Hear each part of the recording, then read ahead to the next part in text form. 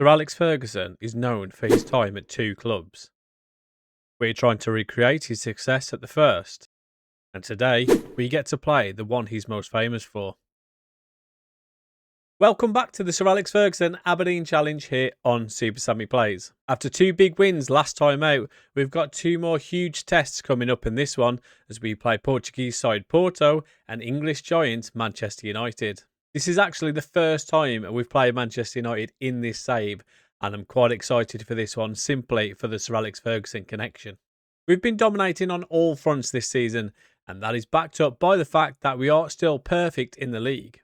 We've won all 13 games we've played so far, as well as get ourselves into the League Cup final for the third season in a row. So, can we continue our domination both in Europe and domestically? Well, let's get into it and find out. And we're going to be starting this one with the first of those two European ties as we play Porto at Porto in this one. So, unfortunately, not a nice trip to Portugal for us.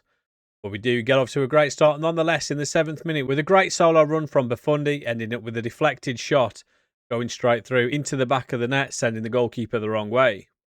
And then just before half-time in the 41st minute, Gadou spreads it out to the right with Alisson.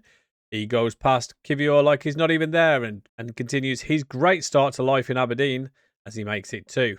So into the second half, it was more of the same as Maranowicz playing a lovely ball through to Canazon, and he shoots into the bottom corner to make it 3 for his 4th goal in 5 matches in the Champions League this season. And then in the 89th minute, Robinson with a throw-in, finding Carretzas, getting it back, and then Robinson driving into the middle, cutting in on his right foot and shooting into the far post to make it 4. And then just as it looked like the game was over, we win the ball back. Gabriel Martinez losing out to Maranowicz, picking up an injury in the process.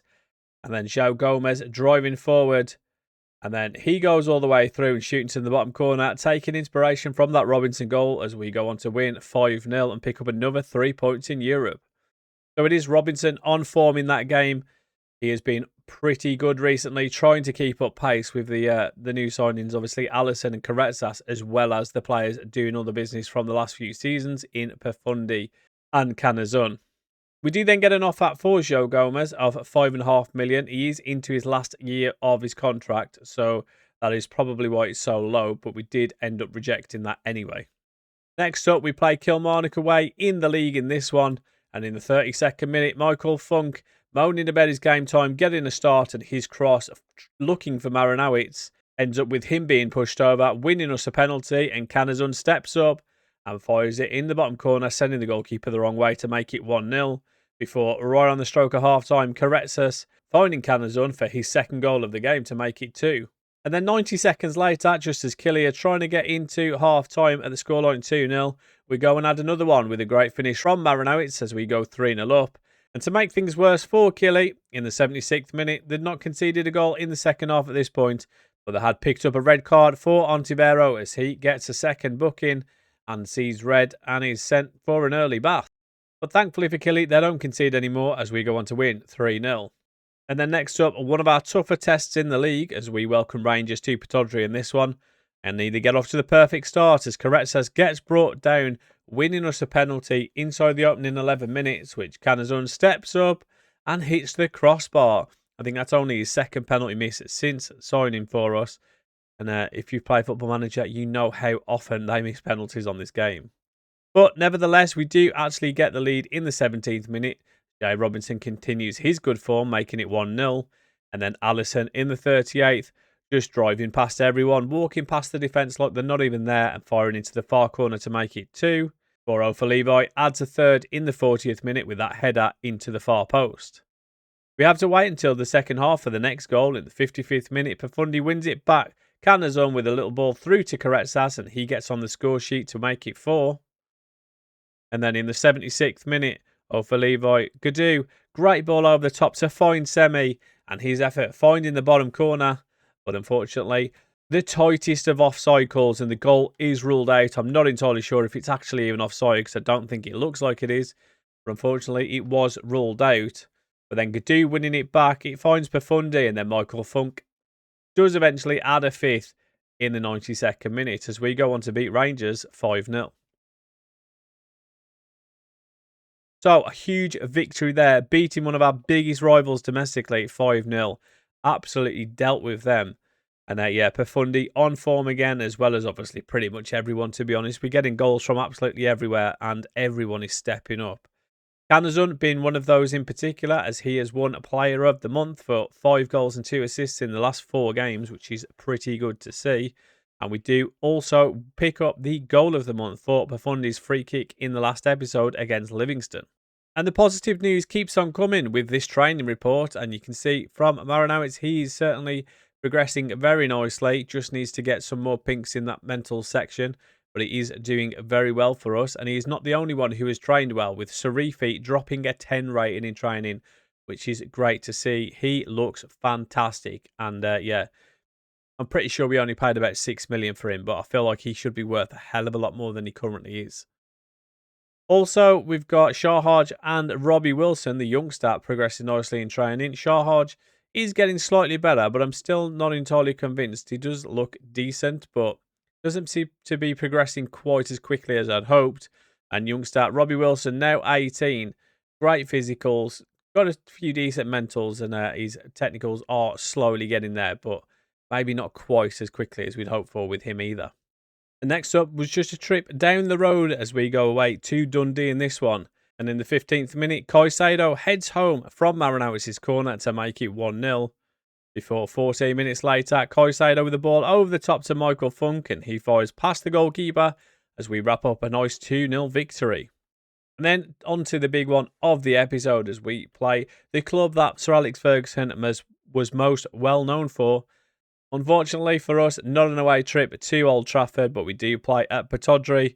And in the 13th minute, Profundi pulling it into the middle, and Ofa Levi gets us off to a great start as we go 1-0 up. And then just 4 minutes later, Canazon finding Robinson, who plays a great ball over the top to Profundi, who's involved again, and this time it is him that is doing the scoring as we make it 2.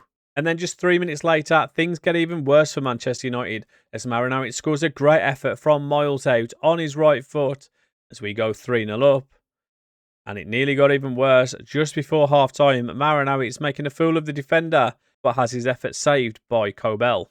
So on to the second half. Man United looking to get back into it as Sesko finds Haraldson down the right, and he gets brought down by Pedro Silva to win Manchester United a penalty. And Benjamin Sesko does step up and sends the goalkeeper the wrong way to make it 3-1 and give Manchester United a chance. And inspired by that penalty, 10 minutes later, they do pull another one back with Mickey van der Ven crossing to the middle, and big 6'5" Sesko heads home to make it 3-2. But to thwart off any comeback, we do get Sato down the right, and he pulls into the middle for Corretzas to get us back with a 2-goal lead as we make it 4-2. And then in the 84th minute, Maranowitz, who's a thorn in Manchester United side all day, going past the defender, but unfortunately shoots just wide of the post as we go on to win 4-2. So a fairly comfortable victory in the end, and a pretty good performance from the boys. And you might remember we did sell Diakate to Man United at the start of the season, and he came on at half-time as we went on to win that game. We have also secured a playoff place in the Champions League already with our great start, but we are going to be aiming for a top 8 finish to avoid that dreaded playoff knockout round. And you also know it is coming up to the transfer window when we start getting messages like this, as Funk is apparently set to a move to Al Ahly. And if we've got anything to say about it, that will not be happening.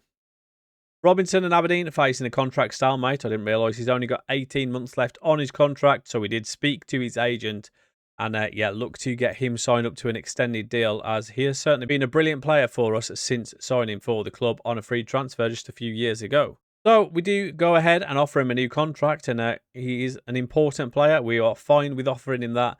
And after adjusting the budget for the wages, because we couldn't quite offer what he wanted, I do add a little bit more than what he actually wanted so I can remove that loyalty bonus, and he is happy to accept. So hopefully he'll be signing a new contract pretty soon. Next up, a chance to win our first trophy of the season as we play Hibs in the League Cup final. And in the 4th minute, Profundi getting through 1-on-1 with the goalkeeper and shooting past him to make it 1-0 and getting Ansu Fati an assist in the process. And then in the 25th minute, Payne finding Sato. Payne gets it back, crosses to Profundi, and it's a lovely goal as we make it 2. But it weren't plain sailing, as in the 37th minute, former man Keskinen causing all sorts of issues, and his cross causing issues for backup goalkeeper Piers Charles, who drops it for Robbie York to get one back and make it 2-1. But 8 minutes into the second half, Andrew Payne with the header to Sato. His effort hits the post, comes back to Simone Profundi, who wraps up his hat-trick in the 53rd minute and restores our 2-goal lead. But Keskinen, who we know can be a danger, his cross to the far post does get headed home by Dylan Kearney. And I've got to ask the question, the goalkeeper certainly didn't look that good there and didn't look that convincing. But thankfully, Maranowicz does score in the 85th minute to make it 4-2, restoring our 2-goal lead for the second time. We go on to win the League Cup for the third season in a row.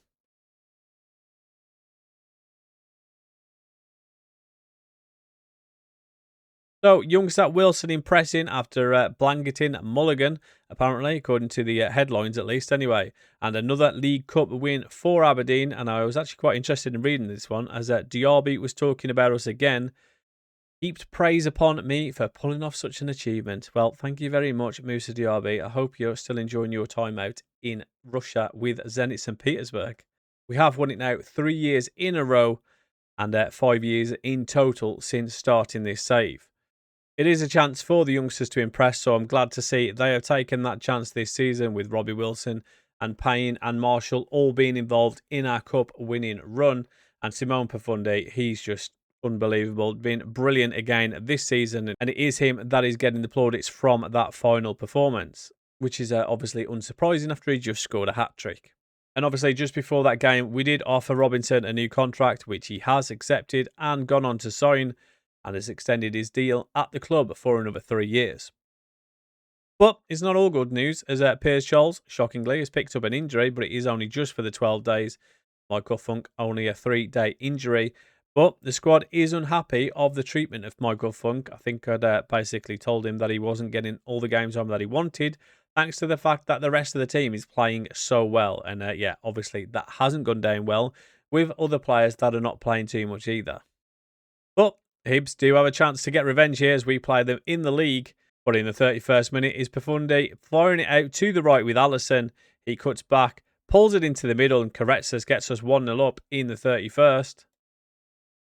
And then just 5 minutes later, Castillo winning the ball back for the second time, finding Carretzas, and he gets his second goal of the game, carrying a knock, but not seem to affect his performance as we go 2-0 up. But then into the second half, Sarifi clearly didn't watch Keskinen's performance in the cup and gets done by him. And Keskinen goes all the way through this time, gets it on his right foot and shoots into the bottom corner as we finish the game 2-1. And I did just want to say, we might have only won 2-1, but we had 32 shots in that game. So either their goalkeeper was absolutely on fire, or we need to start learning how to hit the target. But we're going to have another chance for the players to prove to me whether it was the goalkeeper or their poor shooting that caused that tie to them we'd liked result. And in the 4th minute, Maranowicz gets us off to a perfect start, making it 1-0 before adding his second in the 12th minute after some great work from Michael Funk. And then just 2 minutes later, Michael Funk again, finding Maranowicz again for his hat-trick inside the first 15 minutes. And then 29 minutes in, Profundi down the left, pulls it across and Canazun gets on the score sheet, making it 4-0. And then just as we're about to get to half-time, Michael Funk showing his pace, absolutely cooking the defender Adams and winning us a penalty. Canazun steps up and says thank you very much as he fires into the top corner and makes it 5 just before the half-time mark. On to the second half, and this was more of the same as the corner comes out to Profundi and he fires into the bottom corner to make it 6. But Ross County did have a glimmer of hope, or maybe a shred of dignity in this one, as Mellon does fire into the corner to make it 6-1. But then normal service resumed as Jay Robinson, free down the left, cutting back on his right foot, dribbling all the way through into the middle of the box and firing past the goalkeeper as we go on to beat Ross County 7-1. So meeting expectations in a dominant win. I certainly don't think they expected us to win that much, but brilliant performance from Maranowicz as he gets a hat-trick, which is probably actually the second or third hat-trick of the episode for one of our players at least anyway, which is great to see that it's not just all one player. Great stuff from the team as we continue our perfect run in the season. And just thought I'd have a look at Maranowicz again. He's certainly developing nicely, but I'm not sure these stats suggest he should be quite as good as he has been. But we're certainly not going to complain about it anyway. And unsurprisingly, Michael Funk, Caretsas and Marino is all in Team of the Week after that 7-1 thrashing of Ross County. And I thought I'd have a quick look at Caretsas, who's got a lot of downwards arrows at the moment, but he's still looking very nice for a 26-year-old that we got on a free transfer in the summer. Well, after those victories against Porto and Man United, those 300-1 odds in Europe are looking like a real good bet now. We picked up another 6 points. We're still top of the Champions League table and looking better with each match day as we continue to prove the doubters wrong. We've also won the first trophy of the season after that win against Hibs in the League Cup final, as well as dominating the Scottish Premiership with 2 huge results in particular against Ross County and Rangers. But next episode, we have got the transfer window opening, and if the last few are anything to go by, we should be expecting a barrage of offers for our key players. But you'll have to tune in next time to see if our squad is still as strong by the end of January. Because that's going to do it for this one. And if you've enjoyed it, do me a favour, hit that thumbs up, subscribe if you haven't already, and I'll catch you guys in the next one.